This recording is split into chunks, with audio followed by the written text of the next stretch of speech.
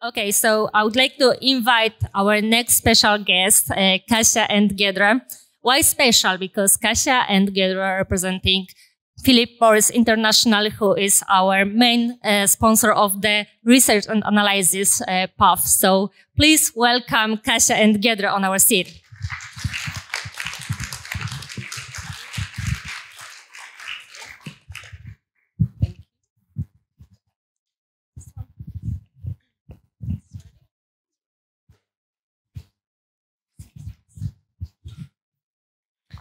Hi, welcome everyone. My name is Kasia Potyrała and I'm here with my colleague Giedre Kazlauskaite. Hello everyone. We are UX architects and researchers and we focus mostly on user research. We work for our internal users, so our colleagues from the company, trying to improve the tools and applications they are using. And now, let us know something about you. We are researchers, so we have to ask some questions. How many of you are researchers as well? Okay, a few of you. Are there any designers in the room? Oh, okay. Okay. And how many of you work with people from different countries on a daily basis? Very well. Okay, very well. It seems we have quite a diverse audience here today. And we come also from different backgrounds.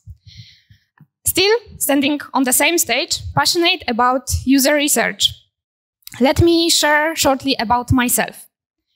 My first step to UX started in a not very standard way, because in my previous company, where I was working on help desk. And I really learned how to talk to people, listen to them, and be patient. Even very patient, believe me.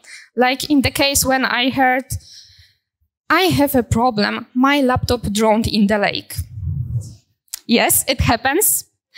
After help desk, I moved to UX, building the first UX position in that company. And after some time, I moved to my current role. And here we are, together with Giedre. So that's how I met Kasia, and a few months later, I joined UX team. So as for me, I was always from design world, doing graphics, trying to understand what client wants. But soon enough, I understood that I want to be on the other side, talking with people and understanding why design has to be born in the first place, because there's much more behind pretty graphics. So I fell in love with the human mind and usability, and that's where I'm specializing. So actually, okay, that works. When we joined the same team, we were all from different cultures and different countries. And here you see the map, how our team is distributed. So in Europe, we have Krakow, Lausanne, in Argentina, Buenos Aires, and in Indonesia, Jakarta. And today we want to share with you our experience and learnings from these regions that we have to work with. And so why 9 is not always 9? How culture impacts user research. We believe that user UX designers have to go beyond creating only seamless use and accessibility. We have to create cross-cultural experience. So we know we all have the relative notion of what culture is, but what are the characteristics that influence localized UX? And that's what we're going to share with you today. We looked at this from the 3 angles, because you as a UX researcher coming to multicultural large enterprise, you have to meet company's culture, research a bit working models and the ways of work. You have to be cultural aware in general, knowing social rules and national culture. And finally, you as a researcher, you bring your own ethics to work. So let's start with the first one, and Kasia will take you onwards. Yes, so we all know that each country or region have their own culture. So set of norms, behaviors, habits. some specifics like language, religion, or racial identity. And as researchers, we may meet a challenge because people would expect we scale research equally to all locations. But in fact, it doesn't work like this. As researchers, we need to consider different cultural aspects when scaling the research. And based on our experience and our projects, we try to narrow them down to 5 main topics. So let's start with the first one, communication. How you approach people affects diversity of users. So let's imagine we need to do a global research with people from different countries. In this case, diversity of users is really crucial for us. But as researchers, we have to also know how to approach them, considering different cultures they are coming from. I want to share with you what we learned in our projects, or in fact, on our mistakes. In one of the projects, we just sent the invitations to our users asking to participate in the research. And as you can probably imagine, after that, we were bombarded with tons of questions asking what is expected from them. In another project, we organized kind of awareness session where we explained to participants the purpose of the research and what is expected from them. And it really helped. But is it really enough to organize this kind of awareness session? I would say no. As researchers, we need to know how to approach people, again, considering different cultures they are coming from. So, for example, in Argentina, it's better to contact people directly. Just step into their office, talk face to face, and explain what is expected from them. On the other hand, in Indonesia, it's better to reach people through their managers, because there, the position of manager is really strong. So people prefer when their managers are aware of what they are doing. Exactly. And the other element that will help you to keep your diversity in user research is knowing that in Indonesian culture, it's very important appreciation of their work and time they give to you. So, for example, after usability testings or user interviews, just emphasize their effort and time they give to you, because it might sound emphasizing for you, but actually it's a natural act they will be expecting from you. Let's consider now the next cultural aspect, that is language. Translation and misunderstandings affect insights and quality of user research. If we work in multinational company or environment, for sure, sooner or later, we need to talk to people speaking different languages that we do. And doing research in a non-native language of the user may bring some risks, because we may skip some information or just quality of the information. That's why, of course, we can hire a professional translator who would do the translation for us, but it's the ideal world. In reality, it's not always possible, even if we think about the budget. So what we do, we try to ask our colleagues from the company, local people, to help us being our translators during the research. In one of my projects, I was doing research in Italy and had there my colleagues, local people, to be my translators. As I can understand Italian a bit, I was able to see that they were incorporating their own opinions in the translation. And here the risk is that instead of having opinion of users, we will have the interpretation of the translators. That's why it's extremely important to onboard those people who are helping us with, to onboard them in the right way and make clear to them that we need precise translation, because as researchers, we don't interpret, we make insights. Exactly. And actually, misunderstandings will affect quality of user research. And here, Well, we have the most inappropriate examples from Argentina, from our colleagues, because there are certain correlations even with English language. So it's worth to check if abbreviations you're going to use in your UX sessions or workshop, in this case, doesn't have a negative impact on the natives. So our teammate, Daniel from Argentina, he was conducting a workshop in Brazil about SRQ. So for us, SRQ means service request. So he built all the workshop around this word SRQ, and he found out that for Brazilians, it has a connotation with the lower part of your back. So imagine what kind of environment you set in when the main topic has an intimate correlation with for the natives.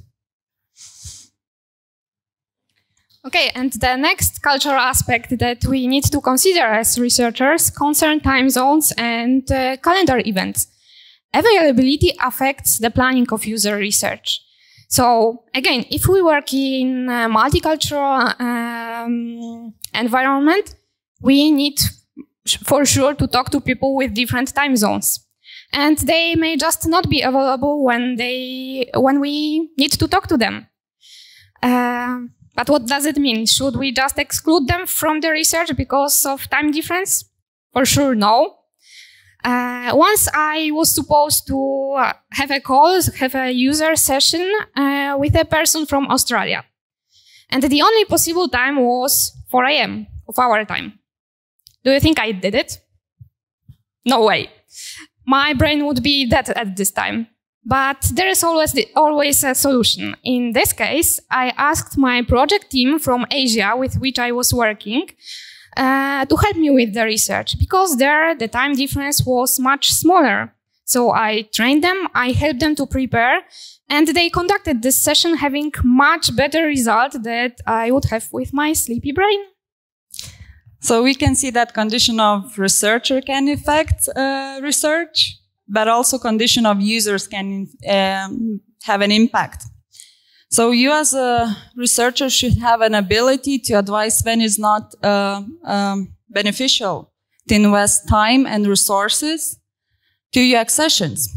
So it's better to consider some certain calendar events like Ramadan in Jakarta.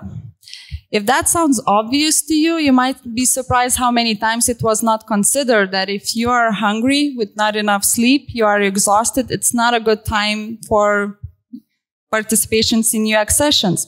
So one of our global projects regards digital transformation actually was scheduled during Ramadan to meet the business deadlines. Of course, it's important to business, but so UX team actually convinced business to postpone the deadline because it could have made a huge impact on the user's feedback.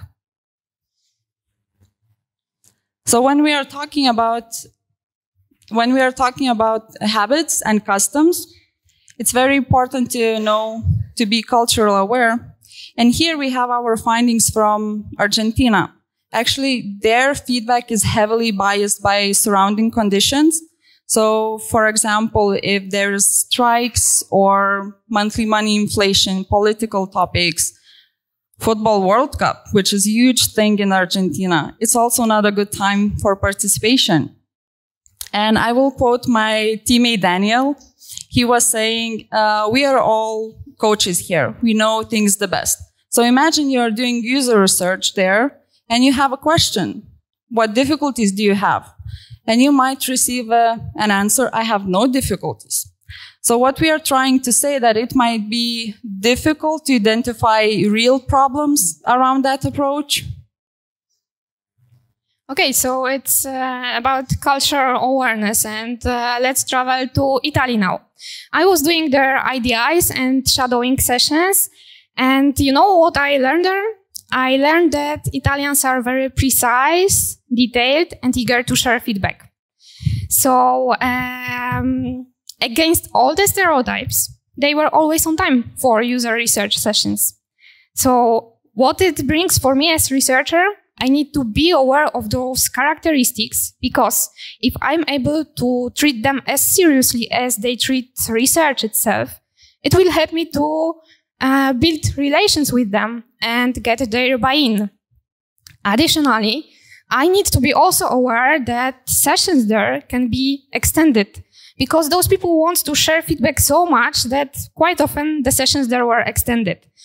And when planning the research in Italy, I need to consider some additional time in between the sessions to give people possibility to really share what they want to share. And for the same project, I was doing research in Greece, and it was totally different. People in Greece were not so talkative, so research sessions were shorter. But it doesn't mean they didn't want to share the feedback. They did, but in a different way. Because they were coming later with additional feedback after the session, like coming from their side and not me asking them the questions.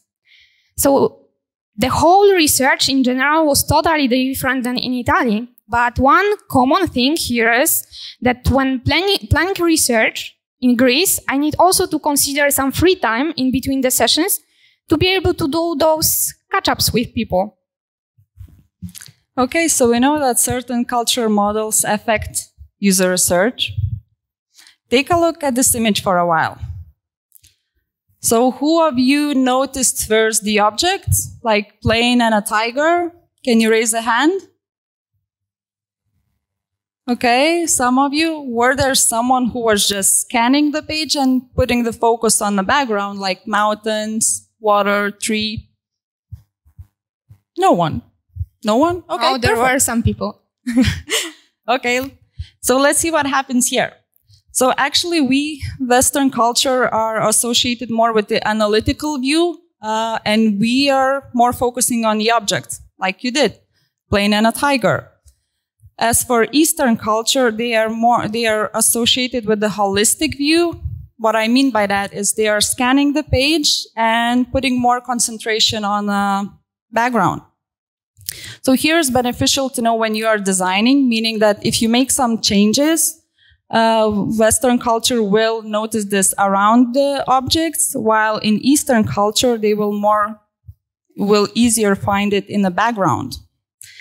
It's good for design, but also good for the research, because it can impact your research or actually make it easier for you to research around it. So the last topic of this culture is the ways of thinking and actually how perception of rating can affect user research. And here I have a recent example. Recently, I evaluated this as very unsatisfied, even though I was very satisfied with the service. You know what happened here? Because we think from 1 to 5, which for us 1 is the lowest score and 5 is the highest score. I naturally lead to the very unsatisfied phase. However, this would work in Indonesia because they think other way around. For them, 1 is the highest score or the most difficult, and 5 is the easiest, lowest score. And I actually learned that in a very practical way. I was doing a global usability testings. I prepared usability scripts and evaluation forms and sent it to the colleagues that's supposed to help me. I received the feedback that the tool is very easy and intuitive to use, except in Indonesia. So of course I was worried why exceptionally in Indonesia it's not easy to use. And I guess by now you know the answer why. I forgot to convert evaluation forms. So that might be beneficial to know when you're conducting our usability testings. And here's our teammate Dito from Indonesia. And he also has a very great story about numbers. So let's listen to him. Hey guys, hope you can hear me well. So I just want to tell you a little bit about an experience that I had when conducting research in Indonesia. So basically we were evaluating a concept of a product, and on the end of the evaluation we are asking what's the score for the product, and the respondent said it's perfect, it's great, you don't have to change anything about it. And when I probed, so what is the score, is it 9, 8, 10? And he said 9. And I asked him, why? You said that it was perfect, that you don't have to change anything about it. And he said that, yeah, because I can't give a perfect score. I can't give 10 because 10 is perfect and the only thing that is perfect is God. So that's my experience. 9 is not always 9. 10 is not always 10, I guess. And you have to probe more and see the context on the person that you are interviewing with. So that's all for me. Bye-bye. So thanks to Dito. And as he said, numbers won't tell you everything. So in user research, it's very important that quantitative data will be supported with qualitative data, of course, in a context of culture. Okay, so we looked at the first part, and we actually think that it's very important to meet your company's culture. That will help you to buy in research at the first place. Yes, for sure, it's very important, but as for now, we don't want to stay on this topic for long, because it's different in each company. Each company has their own kind of identity, ways of working, roles, structure, hierarchy. And it can be really different for every company. That's why we just want to mention and highlight that it's extremely important, but it's we don't want to spend a lot of time here. And about company's culture, it's like on this image. We don't always know where it comes from, but as researchers, we need to be aware it exists. If we think about company culture, the first subject is about roles and structure. Each company has their own structure, roles, and as researcher, I need to be aware of them because I need to know who are stakeholders, obviously, but I need to know also who are decision makers because otherwise I won't be able to scale research properly. And the same thing concerns also the teams with which we are working. So project teams, product teams. A couple of months ago, I joined a product team with a quite complex structure with different specialists. And I wanted to ask someone from them to help me with the research. Of course, before being able to identify the right person, from one side, being able to support me with technical knowledge, and from the other side, with right soft skills for doing research. I just need to understand all the roles in the team and the structure and how it works. And it's also about ways of working. Because again, each company have their own ways of working. So it can be agile, waterfall, DevOps, or any other methods. And again, it's about the teams, because each team has their own ways of working. Maybe the team is working remotely, partially remotely. Maybe they are collocated, fully collocated, not collocated. And we need to know about it. We need to understand all those things and all those characteristics to be able to do our job as researchers. So personally found that to fit UX user research in agile ways of working, it's quite difficult for us. But what we learned is what is helpful to adjust UX language with business language. So make sure that words as prototype, wireframe, MVP, minimum valuable product, has the same meaning to the business. So I personally stopped using prototype, and I'm just saying the tangible thing they're gonna get, like clickable design you're gonna test. That works for me well. So just shortly about company's culture, and actually this is our favorite part. When you are, as a researcher, building your own research culture in the environment you are in. Because talking people is not user research. Yes, definitely, it's not. Each of us, as researcher, we have our ways of working, our habits, and they can also impact the research. Today, we want to share with you the most important points for us that are the essence of our researcher work, and we can't imagine being researchers without those. Exactly. So comfort of users, it's such an important thing for them. So we say never exclude the sentence. We are not testing your knowledge. We are testing the tool, and this will help to improve. And how we got to know that? Because people were coming to us and they were asking, so how did it go? And we thought that they are thinking about the process of the tool, how is it going? But actually what they meant is how I, as a human being, performed during usability tests, which for us is not so important. So here we want to stress out that actually comfort of users is very important in your user research. What about observers, Kasia? Yes, it's also about observers. So observers are the people who are helping us with the research. They are observing users, they are taking notes, and we need also to make sure they feel comfortable with what they are doing. We need to make sure they know what is expected from them, but also how they feel during the sessions themselves. And here I would like to share with you the feedback that I received from my great colleague Bernard. He was helping me to do the research in Italy. We had a very intense schedule, a lot of sessions during the whole week, and he perfectly understood the value of what we were doing. But when we came back home, he gave me the best possible feedback. But you know why the best? Because the one from which you can really learn something. And he told me, listen, it was a great experience for me, but for the future, remember that it's very exhausting and demanding activity. So not everyone is used to this kind of job. And yes, that's true.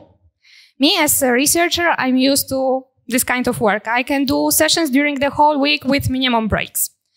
But if I'm working with someone, if I'm asking someone for help, I need to remember about their comfort, and I need to remember they are not used to this kind of job. So as researcher, I'm responsible for the comfort of users, but also observers and everyone who is working with me. Yes, the next thing is about putting yourself in users' shoes. And I did it literally. It's me on this photo. By the way, those shoes are size 43. Normally, I'm wearing 38.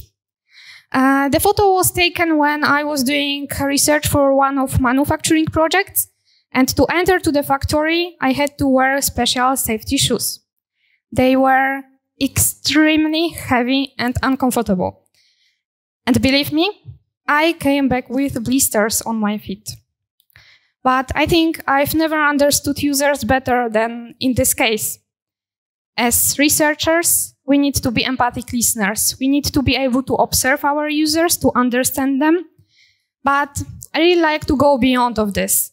That's why for me, field studies are really important, because they allow me to feel and experience the reality of users. Nice shoes, Kasia. Thank you. What about getting rid of bias? Because when you work in multicultural, large environment, large corporation, definitely you hear a lot of rumors around. You might not like the projects you get. You might not like the managers you work with, but you have to do that. And actually, I have this list in front of my desk to remind myself to be aware of these bias, and if possible, leave them behind whenever I'm going to the new project. And if you're more interested about it, you can research in Board of Innovation. Also acting as a leader. So if you have a huge resource of UXers, but it's not our case, we are only 5 in a company. And actually UX is a team sport. So we usually try to involve stakeholders, project managers to our UX sessions so they can see the value of UX and also see the real struggle of the users, because usually people who make the last decision that impacts the users the most are not in the room with the users. Yes, unfortunately, it's true. So as researchers, we need to be leaders. But as you probably imagine here, a leader, it doesn't mean people's manager. This is someone who makes other people feel important. So let's try to be relationship people in our teams. Let's try to be those who are encouraging and who are driving for changes. Personally, in my projects, I'm always trying to say we instead of you, because it makes me part of the team. Also, sometimes it's good to just go for a coffee with someone. It will be the time to talk about anything, but it will be also the time to talk about user research, to convince people to user research, but also to listen to your peers and understand their obstacles and challenges they meet. And this will bring you mutual understanding. And believe me, it will be a great benefit for you in the future.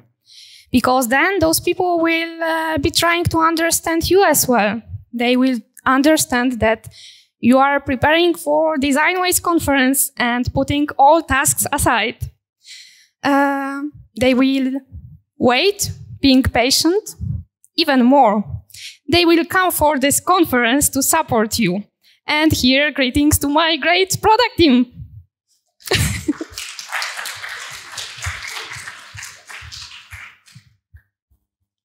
So these are many faces of UX designer after conducting user tests.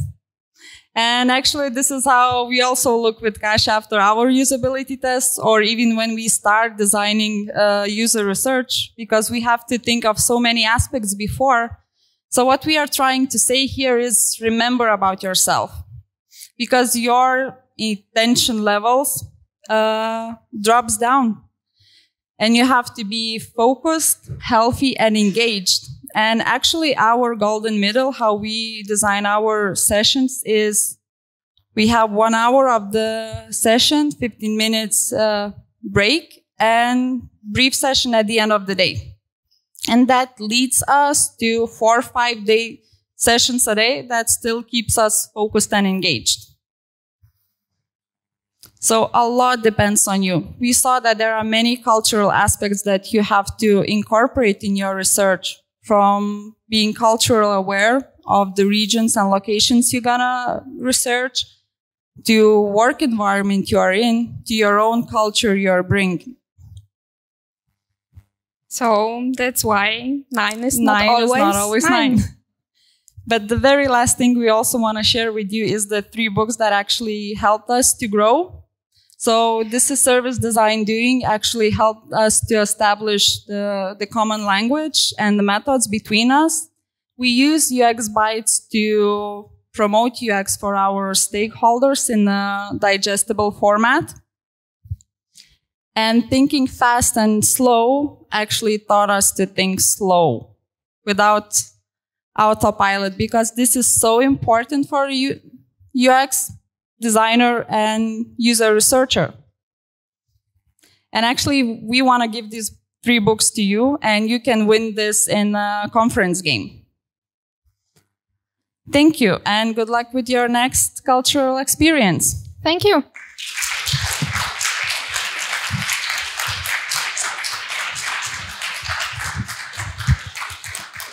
So now is question time. Do you have any? So I would like to hear your thoughts on the part that you talked about in the beginning. So it was about this all culture insights that in different places are totally different. And as we live in Poland, it's sometimes hard to even imagine what could be different there. So could you let me know how do you find out about these insights? And also, how do you organize them later? So you, or if you like organize them somehow in your project, so later you can get back to them or let know other people that have them. Do you have some Wikipedia for these insights or something like this? Okay, so first thing is that we are learning by practice. And here, I think we mentioned that when we are doing research in a specific country, we try to involve local people to help us with this research. So before the research itself, before going there to a specific country, we try to have some meeting with a local person and we try to understand the reality there. We try to get so many information as possible, asking about what are the habits, what we can expect them, what is specific for this country. So this is one thing. The other thing, of course, is about digging in internet. There is a lot of information that can help, but I would say for me, this most important thing is this contact with local people, because it really may change anything. You want to add something? Maybe if you want to also can research, there is a huge research made on change blindness and culture. They also explain a lot of differences between each countries.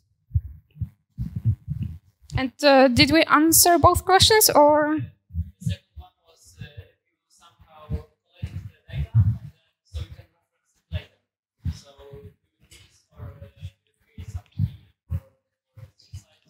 At current stage, we are trying to have like one common source of data for our team, where that is accessible for everyone, and everyone in fact can check the notes from each research or the information from each research. So this is what we are trying to do.